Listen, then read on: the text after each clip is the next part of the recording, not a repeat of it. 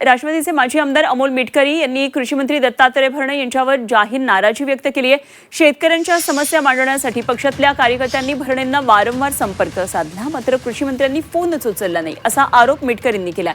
रवी राणांचा phone त्यांनी एका मिनिटामध्ये उचलला, आमच्याशी दुजाभाव केला जात असल्याचं मिटकरींचं म्हणणं आहे। पक्षाचा कार्यकर्ता आणि शेतकऱ्यांच्या प्रश्नासाठी लढणाऱ्या लोकप्रतिनिधींचे फोन दुर्लक्षित होणं हे योग्य नाही असं मिटकरी म्हणाले। पक्षाच्याच एका कार्यकर्त्यांनी 5दा फोन केल्यावर उचलत नाहीत, मात्र आमदार रवी राणाचा फोन एका मिनिटात उचलून त्यांच्यासोबत संवाद साधतात। याला म्हणतात घर की मुलगी दार दाल बराबर।